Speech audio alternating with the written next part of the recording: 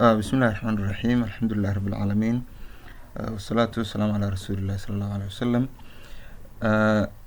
kulanti wacan mar labaad kuna soo dhawaada cashar cusub insha allah casharkeenu maanta wuxuu ku saabsanaan doonaa computer terminology ama erebixinta computerka. waxaan qaadan doonaa ku dhawaad 50 eray ama 60 kuwaas oo la xidhiidha computerka. ereyga koowaad wuxuu noqonayaa computer desktop computer. desktop computer waxaa la yidhahdaa computer loo design gareeyey ama loo habeeyey in uu yaallo hal meel, tusaale ahaan oo aan la qaadi karin. macnaheed waa computer designed to stay in a single location. computer loo design gareeyey ama loo habeeyey ama loo qaabeeyey ama loogu talagalay in uu joogo ama yaallo single location, hal location, tusaale ahaan miis dushii oo kale. micnaheedu taa waxay tahay not portable weeye, yani lama qaadi karo oo halkiisaas u olaya like a laptop computer. sida laptop computerka ma aha isagu waxa la yidhaahdo portable. marka desktop computer muxuu yahay? waa computer hal location un oli kara, micnihii aan ahayn portable. laakiin laptop computerku isagu muxuu yahay? waa portable. ereyga labaad waxa la yidhahdaa waa DDR, DDR2, DDR3 iyo DDR4. DDR waxaa loo soo gaabiyey double data rate. waa computer memory that can transfer data twice as fast as SDRAM. waa computer memory marka koowaad memoryada computerka galaa aanu isticmaalo computerkeena, kuwaasoo waxa la yidhahdo transfer samayn kara ama gudbin kara datada laban laab sidii ay u gudbin jireen SDRAMyadii hore oo kale. marka muxuu sameynayaa? laban laab buu SDRAMka ka xawaara sareeya. each incremental number is new generation. numberadan waxisweydiina la socda 2 iyo 3 iyo 4 iyagu waxay sheegaan generationka ama xilliga ramkan uu soo baxay, iyo waxaa la yidhaahdo speed improvementga ama habeynta lagu sameeyey speedka ama sida uu dheereynayo oo kale. marka haddaad aragtid DDR2 iyo DDR3 wuxuu ka xawaare badan yahay kana generation dambeeya waxa la yidhaahdo DDR2. ereyga saddexaad waxa la yidhahdaa waa DRAM, waa dynamic random access memory. isna qudhiisu waa type of computer memory, waa nooc ka mida computer memoryada that store each bit of data on a separate capacitor, kaasoo waxa la yidhahdo ku kaydiya data kasta meel u gooniya. this most common kind of computer memory, waana nooca ugu caansan ee computer memoryada hadda jira. ereyga afraad waxa weeye driver, waa software program that enables specific hardware device to work. waa software ama waa program enable sameeya ama awood siiya specific hardware device to work, in hardware deviceku inuu shaqeeyo qayb ka mid ihi with the computer's operating system, kuna shaqeeyo computerka operating systemkiisa ama windowskiisa. most printers require specific driver to be installed.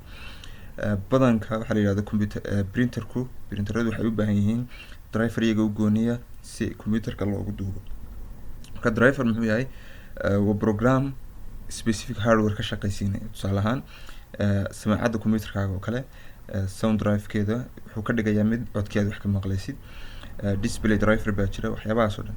marka waa qayb ka mida hardware deviceska ka dhigaya waxa la yidhaahdo in uu shaqeeyo ama specific hardware to work. tusaalehaan haddii uu ku shaqeyn waayo waxa la yidhaahdo samaacadda computerkaaga oo kale, maxaad soo shubanaysaa? driveka samaacadda oo kale, ama wifi-ga baa kuusoo qaban waaya. tusaale ahaan waxaa lagaga baahan yahay wifi driverka inaad soo shubatid, kadib saas kugu shaqeynaya. ereyga ku xiga waxaa la yidhahdaa firmware. laba si baa jirta, mid firmware la yidhaahdo iyo waxa la yidhaahdo operating system. badanka operating systemku wuxuu la shaqeeyaa computerada, laakiin firmwareku waa maxay? mobiladu u badan yahay. isagu waa type of computer program that allows piece of hardware to work. isna qudhiisu waa computer program kaasoo awood siiya hardware deviceku inuu shaqeeyo qayb ka mida qudhiisu. waxaa ku xiga gigabyte ama GB, waa unit of measurement in a computer. waa halbeeg loo isticmaalo in lagu cabiro computerka. tusaale ahaan size baad rabtaa inaad cabirtid computerka, xog ku jirta, waxaa leedahay intaas oo GB weeye. marka maxaa lagu cabirayaa? sizeka xogtu sa ay tahay GB way badan yihiin measurementyada computerku hoos qaar baa inoogu iman doona MB baa jira, KB baa jira, TB baa jirto, terabyte waxyaabahaas oo dhan baa jira. waa ereyga ku xiga waxa ay graphic card sidoo kale waxa la yiraahdaa video card. A piece of computer hardware waa qayb ka mid ah computer hardware-ka to display graphical data. waxaana loo isticmaalaa inay soo bandhigto data graphical oo graphic ka kooban with high clarity, iyadoo kusoo bandhigaysa weliba muuqasho aada u sarreysa, definition-keeda iyo appearance-geedana la habeeyey, ama qaabka ay usoo baxayso ay u muuqanayso ay qurux badan tahay. marka waa video card ama graphic card, labadaba waa la yidhaahdaa. marka waxaa loo isticmaalaa iyada display-ga inay ku qurxiso oo kale. tusaale ahaan computerkaaga kale haddaad game ka ciyaartid ama aada u baahan tahay software culus oo kale inaad isticmaashid, markaasoo graphicaguna uu hooseeyo, waxaa macquula programkaasi ama gamekaasi inuusan ku shaqeyn. laakiin haddii uu sarreeyo graphic cardkaagu, in wax walba si qurux badan oo clarity-geeda uu muuqanayo, definition-keeduna uu aada u sarreeyo, in ay kugu soo baxaan oo kale. tusaalaha ereyga ku xiga waxaa la yidhahdaa HDD ama hard disk drive. waa piece of hardware, iyada kudheedu waa qayb ka mid ah hardwareka computerka. iyada waxaa loo isticmaalaa to store data, in ay kaydiso waxa la yidhahdo datada. datadii marka laba qaybood bay u kala baxaysa: programyadii computerka ugu shaqeynayay inay ku kaydiso, sidoo kale inay ku kaydiso marka labaad user created fileska, qofka userka computerka isticmaalaya xogtiisa u goonida, tusaalahaan sawiradiisa, fiidiyoyadiisa, waxyaabaha u goonida. marka koowaad programadii way ku kaydinaysaa HDD-du, marka labaadna wax xogtii aad adigu lahayd way ku kaydinaysaa. marka maxay tahay iyadu qayb hardwareka computerka ka mid ah, sidoo kalena computerka u qabatay for storage bay ugu jirtaa, inay wax kaydiso xogtii iyo programadii, waxyaabahaas oo dhan.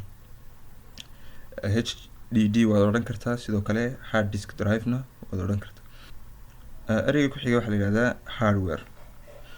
waxaan naqaanaa hardware iyo software badanka. hardware muxuu yahay? waa physical deviceska that make computerku uu ka samaysan yahay ama uu ka kooban yahay.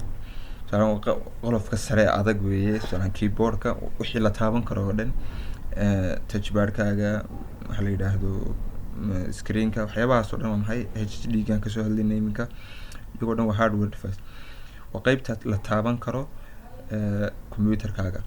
sidoo kale waxaa jirta mid la yidhahdo software, iyadu waa inta aan la taaban karin ee computerka uu ku shaqeeyo.